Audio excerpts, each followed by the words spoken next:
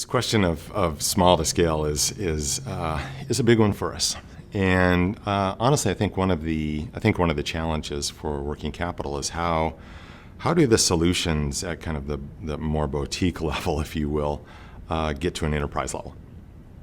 And we probably wouldn't do this if our aspiration wasn't for some of these technologies that are emerging for them to influence at the enterprise level, right? So, I mean, the amount of effort, the amount of work, the little bit of capital that we're bringing to bear to this,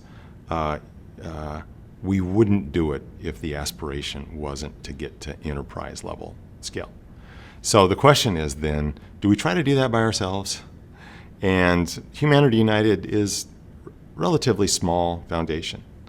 And I began to recognize pretty early on in the early years of the foundation that if we wanted to get to the levels of scale in any of our work, that it had to be anchored in a partnership with others literally around the world. And so if we wanted to develop partnerships, how would we do that? And what's the way in which you are successful at that? And, for me, it was then about helping to nurture an organization that had sort of deep levels of curiosity, try to suspend judgment wherever possible, try to anchor choices and decisions about partners more in values and less in kind of technique, and begin to think about partnering that way. And for me, this was the kind of the starting place that you get that small to scale, or you begin to cast that shadow, as you say, from a relatively large shadow, but in a relatively small context. And I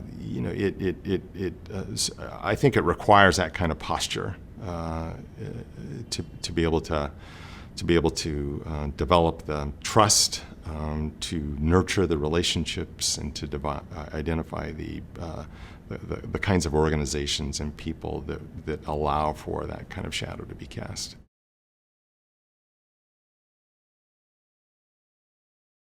Well, this question of measuring impact, we have been thinking about for a long time. And I would say that if anybody comes along and says, I know the answer to that, or I have the formula to how to measure impact, they're probably, I'd say, a little bit deluded in how successful they think they might be. And so even with understanding impact, we probably need to come to it with a lot of humility as well. So that's my starting place. The second point that I often think on impact is that we simply can't just give up on trying to understand impact, can we? We have to continue to push ourselves to try to be more critical in our thinking, to try to be more thoughtful in our approach, because none of us, you, me, our entire organizations, the thousands of people that are working on this issue around the world, don't want to just keep doing it if we don't think we're making an impact. This is why we do this work, right? And so we want to understand that. There's people and there's sort of theories out there right now that are suggesting, don't waste your time on this. It's too difficult, it's too challenging, it's too hard. And so we may just never know, what that impact will be. And I'm not one of those. I do think that given the limited amount of resources that we have in the face of the huge revenue that's created around slavery, that we have to be mindful and critical and thoughtful about trying to understand, are we being impactful? When I think about this a lot, I actually find myself thinking less about the organization and more about the individual who finds herself or himself in bonded labor or working on a fishing vessel off the coast of Thailand or breaking rocks in a quarry in India or, domestic slavery in the Gulf or any number of different places. When I think about impact, I think about those people. And I think about they are the ones that drive us to make sure that what we're doing day in and day out is impactful on their behalf. So then what do we do?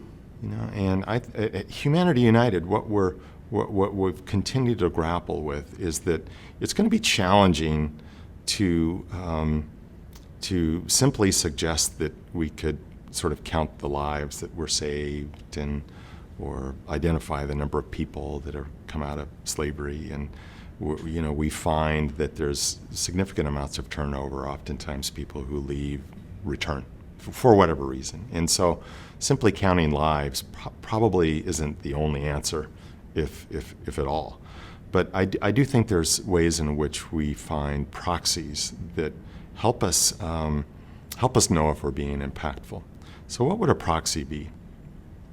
So for me, proxies would be proxies that we try to pay attention to at HU are, for example, the policies that a particular country might begin to put into place to reduce the likelihood that people are enslaved.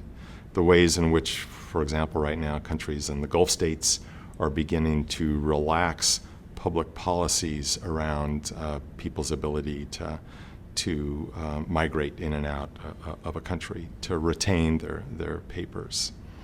The policies, for example, in vessel monitoring that are taking place in the fisheries off the coast of Thailand right now that create a level of transparency from the public sector around what's happening among these massive fishing vessels that can spend months, if not years, out in the open ocean without any visibility whatsoever. And so we're beginning to see policies, for example, in Thailand and elsewhere, where they're beginning to monitor those vessels more closely. And it's giving the private sector and the commercial sector the ability then to have more insight into the practices that are taking place on these fishing vessels and the ways in which they're treating their labor. And so the vessel monitoring policies are creating much more transparency into supply chains than we have seen in past years. And so for me, that's a proxy, right? And so that's evidence of movement towards greater transparency. Humanity United, for example, has been one of the big backers and supporters of vessel monitoring practices. But it's been us along with many others. And so we're not in this fight alone. But I think we can show evidence of how HU, as well as many others have worked on this, have been impactful, and that our work on the public policy in this area has created impact and has created more transparency.